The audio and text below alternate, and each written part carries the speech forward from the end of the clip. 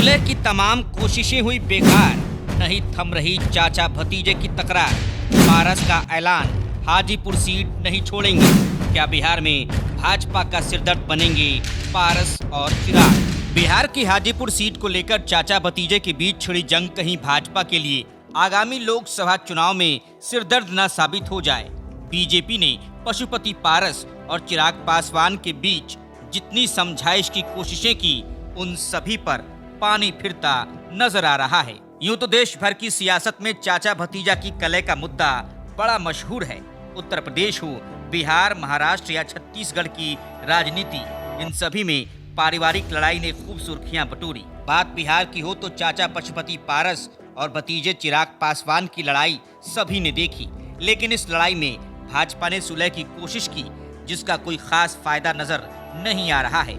चाचा और भतीजे के बीच की रार अब तक कम नहीं हुई है। हाजीपुर लोकसभा सीट इस घमासान की असल जड़ है। बिहार की सियासत में रामविलास पासवान की मौत के बाद उनकी पार्टी लोजपा में जिस कदर उठापटक मची, वो किसी से नहीं छिपी हुई है। रामविलास के भाई पशुपति पारस ने अपने ही भतीजे चिराग पासवान को ऐसा झटका दिया कि जूनियर पासवान के पैरों तले जमीन खिसक गई। ये सब कुछ रामविलास के निधन के बाद हुआ था। चाचा भतीजे की लड़ाई ने उस वक्त काफी सुर्खियां बटोरी थी। चिराग पासवान और पशुपति पारस के बीच चल रहे विवाद को सुलझाने में बीजेपी ने अहम भूमिका निभाई।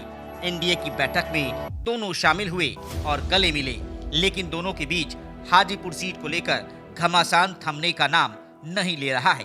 विवाद इस कदर बढ़ गया है कि चाचा कुछ भी सुनने और समझने को तैयार तक नहीं है।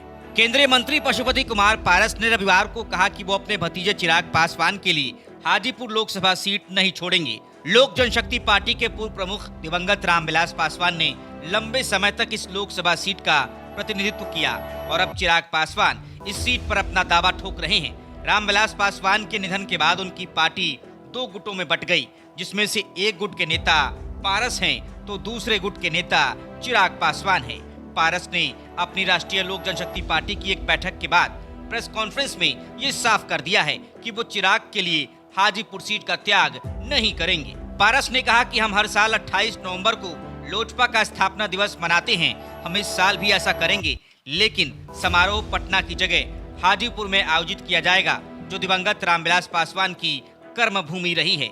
ये पूछे जाने पर कि क्या स्थल में बदलाव उनके दिवंगत भाई के गढ़ में शक्ति परीक्षण के लिए है, इसके जवाब में पशुपति पारस ने कहा कि ये एक बदलाव होगा। ये हर साल एक ही प्रकार के भोजन की एक रास्ता को दूर करने के लिए एक अलग व्यंजन आजमाने जैसा है। पारस ने साल 2021 में लोजपा में विभाजन की साजिश रची थी और तब चिराग पार्टी के अध्यक्ष थे।